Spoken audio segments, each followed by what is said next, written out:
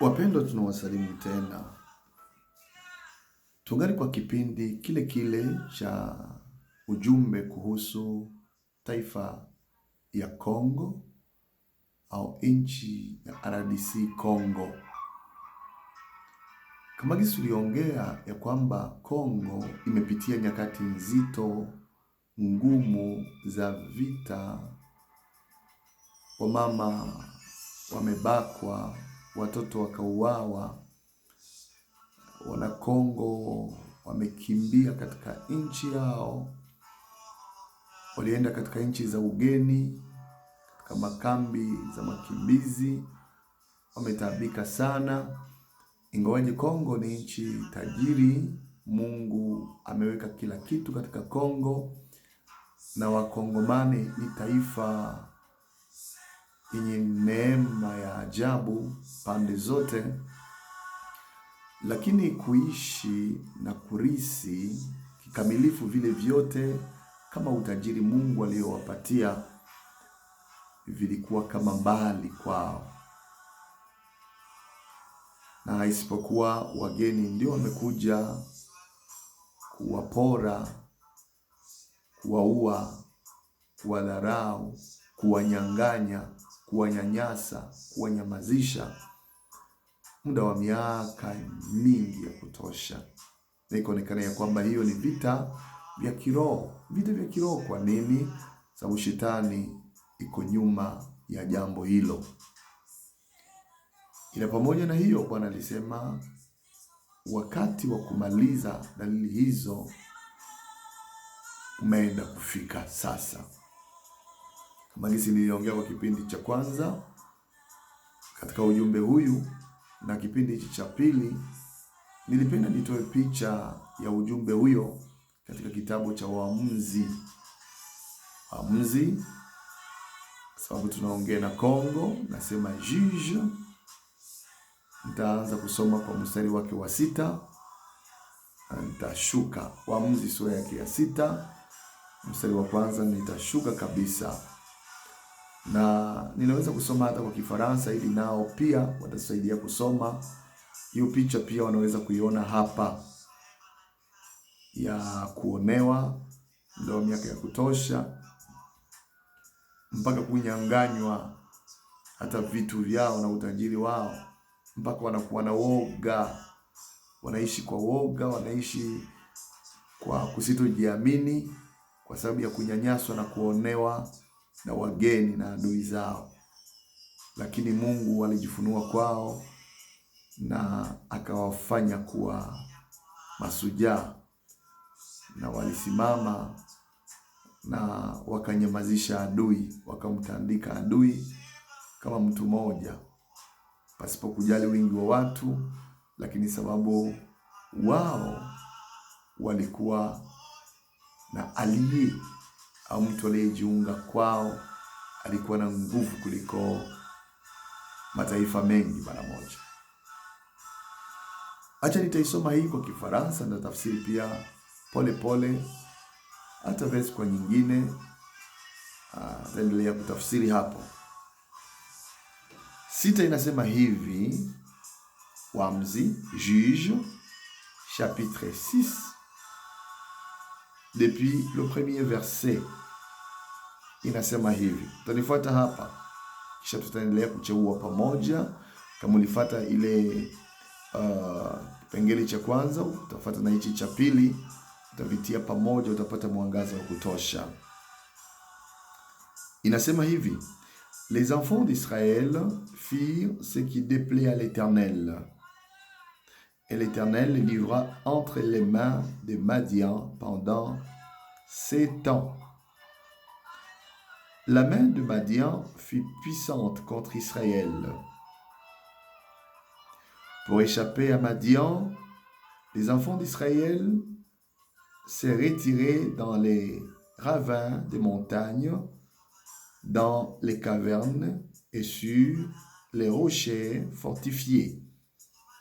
Quand Israël avait sémé, Madian montait avec Amalek et les fils de l'Orient, et il marchait contre lui. Il campait en face de lui, détruisait les productions du pays jusqu'à vers Gaza, et ne laissait en Israël ni vivre, ni brebis, ni bœufs, ni ânes, car ils montaient avec leurs troupeaux et leurs tentes. Ils arrivaient comme une multitude de sauterelles. Ils étaient innombrables, eux et leurs chameaux. Ils venaient dans le pays pour le ravager. Israël fut très malheureux à cause des Madians. Et les enfants d'Israël crièrent à l'Éternel. Lorsque les enfants d'Israël crièrent à l'Éternel au sujet de Madian, l'Éternel envoya un prophète aux enfants d'Israël. Il leur dit, « Ainsi parle l'Éternel, le Dieu d'Israël. Je vous ai fait monter d'Égypte et je vous ai fait sortir de la maison des servitudes. Je vous ai délivré de la main des Égyptiens et de la main de tous ceux qui vous opprimaient. Je les ai chassés devant vous et je vous ai donné leur pays. Je vous ai dit, je suis l'Éternel, votre Dieu. Vous ne craindrez point les dieux des Amoréens dans le pays lequel vous habitez, mais vous n'avez point écouté ma voix. 11. Puis vint l'ange de l'Éternel, et il s'assit sous le térébinthe d'Ophra, qui appartenait à Joas de la famille d'Abiézer. Gédéon, son fils, battait du froment au pressoir pour le mettre à l'abri des Madians. L'ange de l'Éternel lui apparut et lui dit, « L'Éternel est avec toi, vaillant héros. » 13. Gédéon lui dit, « Ah, mon Seigneur, si l'Éternel est avec nous, pourquoi toutes ces choses nous sont-elles arrivées? Et où sont tous ces prodiges que nos pères nous racontent? Quand ils disent, l'Éternel ne nous a-t-il pas fait monter hors d'Égypte? Maintenant l'Éternel nous abandonne et il nous livre entre les mains des Madians. » L'Éternel se tourna vers lui et dit, « Va avec cette force que tu as et délivre Israël de la main de Madian. N'est-ce pas moi qui t'envoie? » Gédéon lui dit, « Ah, mon Seigneur, avec quoi délivrai-je Israël? Voici ma famille est la plus pauvre en Manassé, et je suis le plus petit de la maison de mon père. » L'Éternel lui dit, « Mais je serai avec toi, et tu battras Madian comme un seul homme. » Gédéon lui dit, « Si j'ai trouvé grâce à tes yeux, donne-moi un signe pour montrer que c'est toi qui me parles. Ne t'éloigne point d'ici jusqu'à ce que je revienne auprès de toi, que j'apporte mon offrande et que je la dépose devant toi. » Et l'Éternel dit, « Je resterai jusqu'à ce que tu reviennes. » Gédéon entra, prépara un chevreau et fit avec un épha de farine, de pain sans levain. Il mit la chair dans un panier et le gît dans un pot.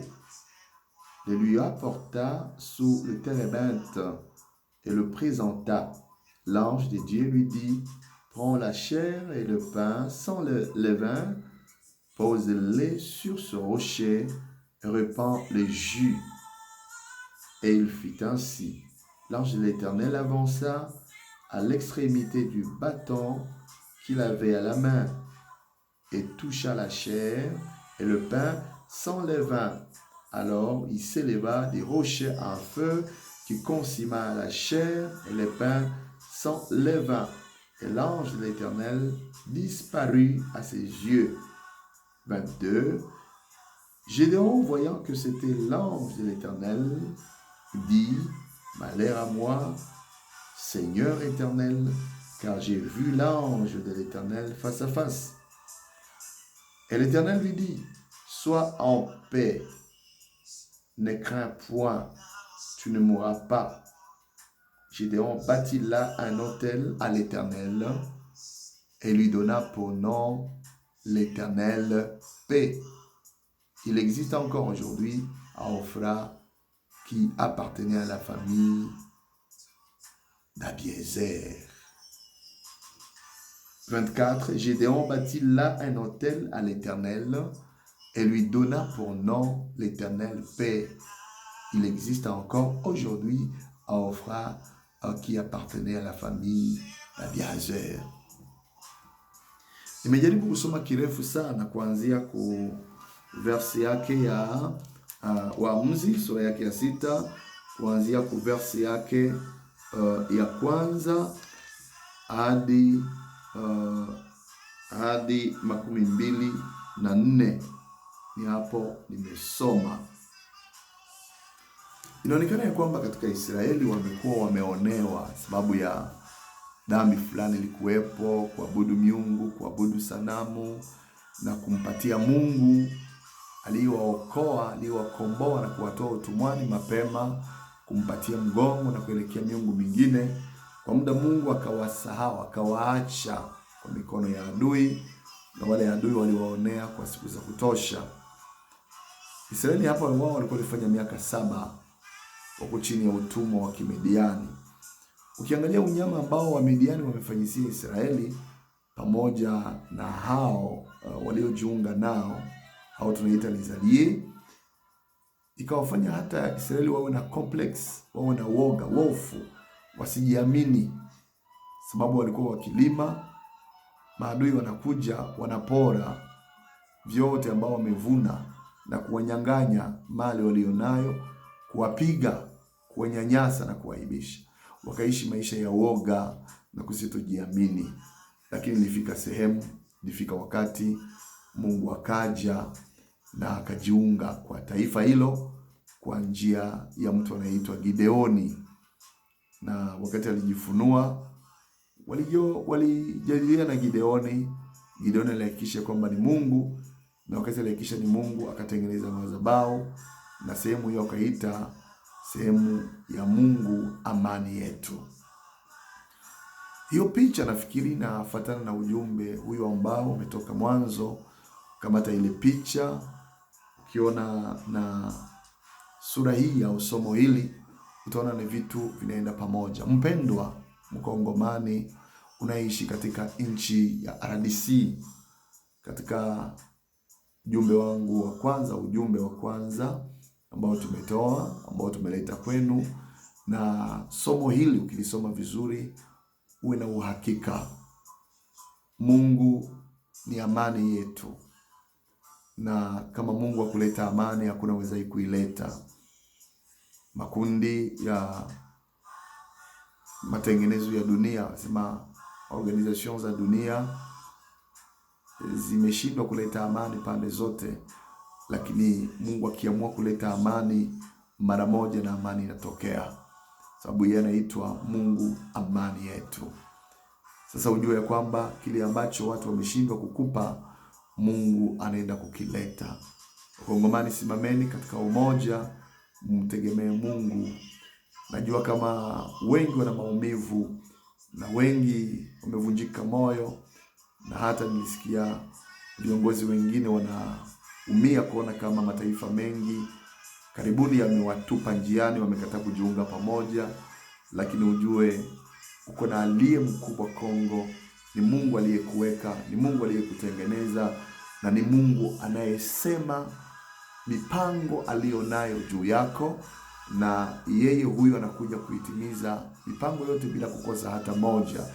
Ndio maana simameni kwa zamu mlionayo, Inukeni mbele za Bwana, mtafute Mungu uso, kisha mumtii Mungu na mumpinge shetani na atashindwa. Ninawatakia Kongo amani, nawatakia kuendelea na kuwa kile ambacho Bwana amependa muwe. Na wakati ndio huyu.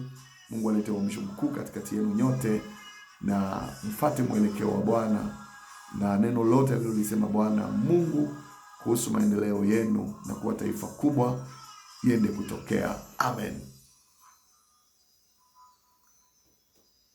Baada ya hapo tutaingia kipengele cha 3. Tutaambia Wakongomani wanapenda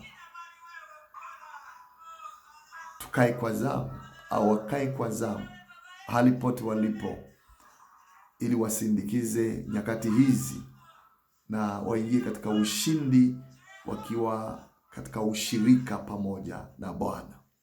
Nitaongea nao kwa muda unaofuata kwa kipengele cha 3. Nini wafanye basi?